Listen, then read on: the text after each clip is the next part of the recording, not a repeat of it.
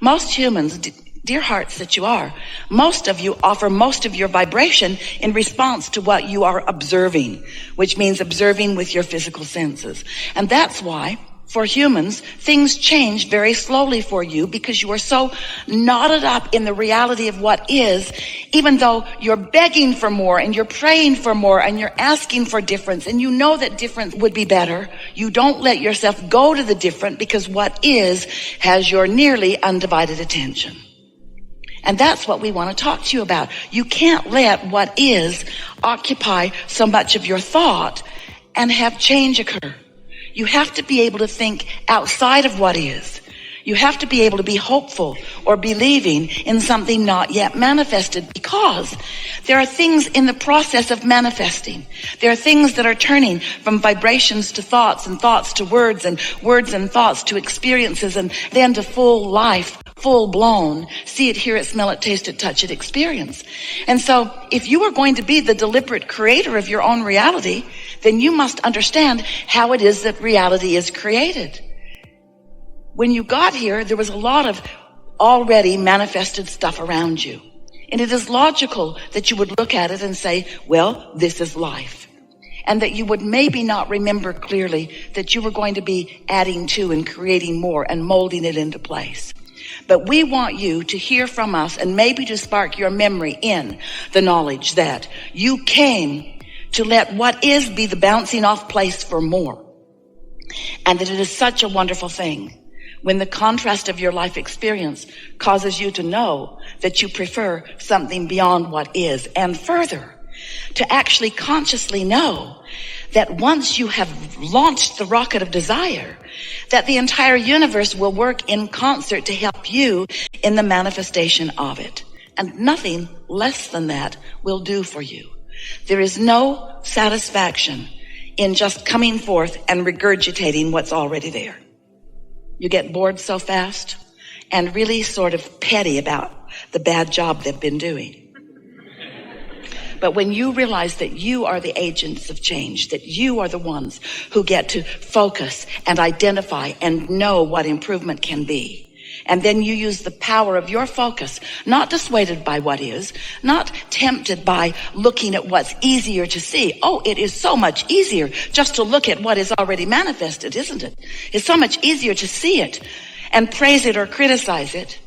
It's so much easier just to look at what is and weigh in with all of the other statisticians on the goodness and the badness and the rightness and the wrongness of it. That's really easy to do, but not satisfying. But if you get to look at it, and out of it, you get to identify the improvement that you can see. And then you can find ways of focusing on the improvement, even though it hasn't manifested. But you know you're zeroing in on it because of the way you feel, because of the satisfaction that you are feeling in your focus. Then you get to be one who consciously observes what's in this vibrational reality, this reality that is so real, we've given it a name, we called it a vortex. We wrote 2 books about it because we want you to accept the reality of this vibrational reality.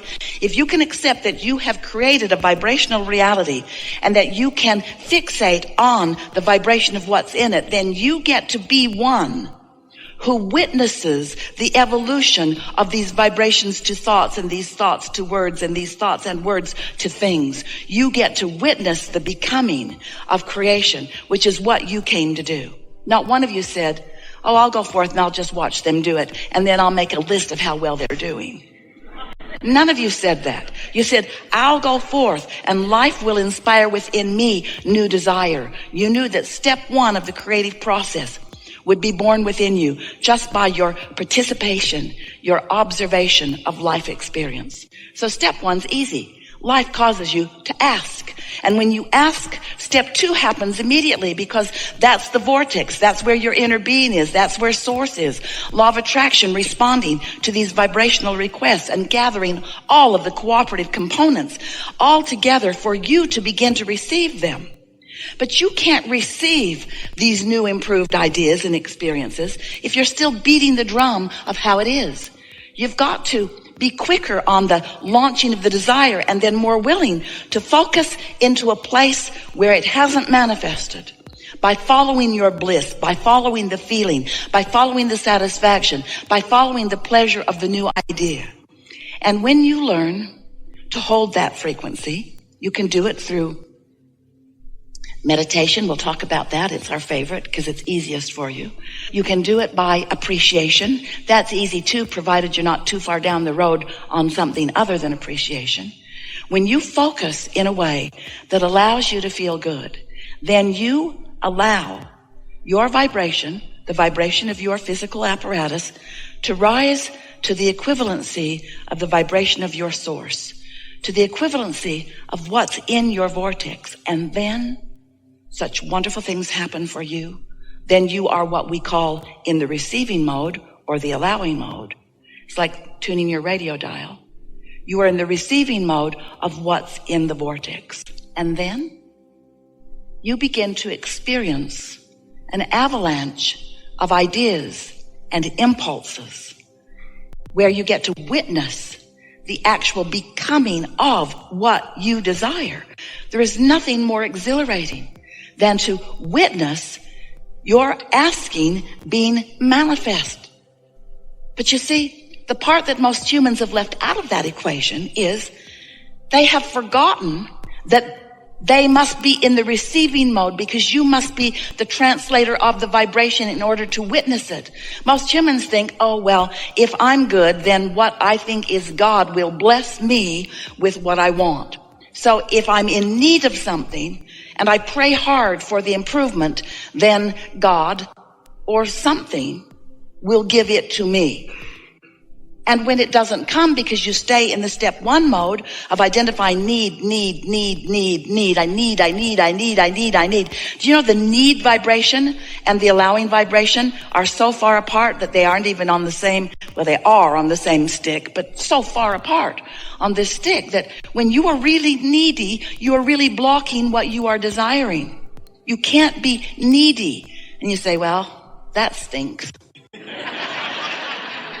Because if I need it, I need it. And if I need it, I'm asking for it.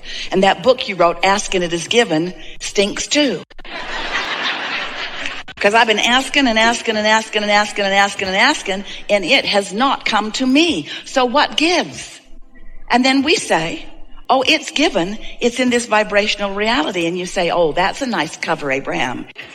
It's over there where we can't see it. Nice try. How do I get my money out of the damn vortex and into the bank? When does it become a reality that is meaningful to me? And we say, when you tune your vibration to the frequency that allows you to be the witness of the transferring up from vibrational into what is more. You see, you don't really have a long enough view from your physical perspective to really get that everything that you see now in your physical world was a vibration at one time that has become.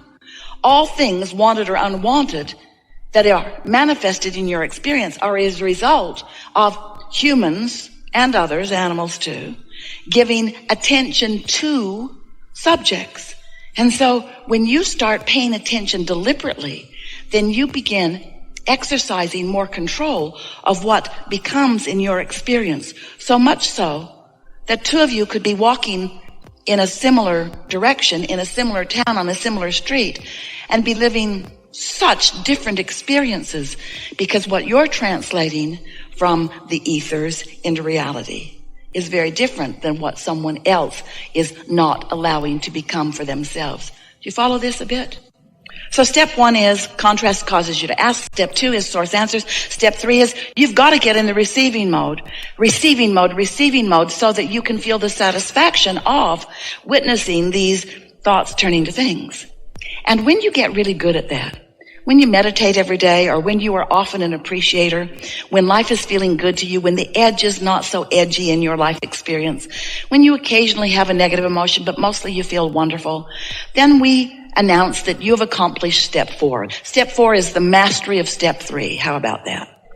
Might seem silly to give a whole step to the mastery of a step before it, but it's what we've done.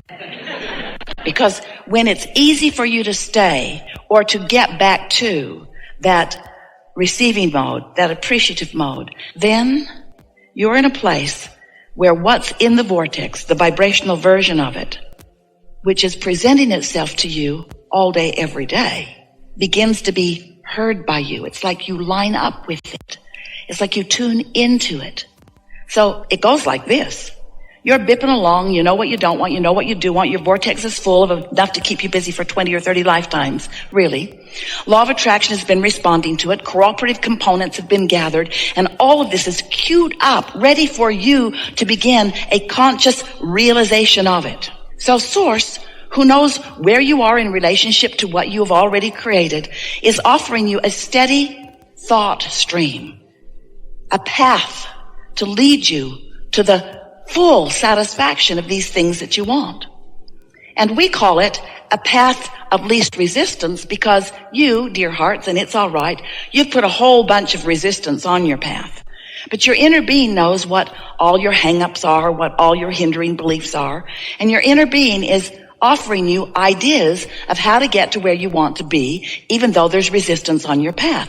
Your inner being isn't saying, oh, there's resistance on your path, go get rid of it and then come back and we'll talk.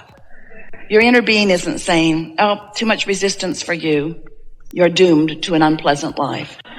Your inner being just constantly offers ideas about how you can get to where you want to be. It's like Esther losing her gold pen. She couldn't find it anywhere. She searched for weeks and weeks and weeks and weeks and weeks about it. Finally gave up, looked everywhere, in every handbag, in every drawer, even moved to a whole new place, boxed everything up, unboxed everything, and finally said, I guess I have to face the fact I've lost my beautiful gold pen.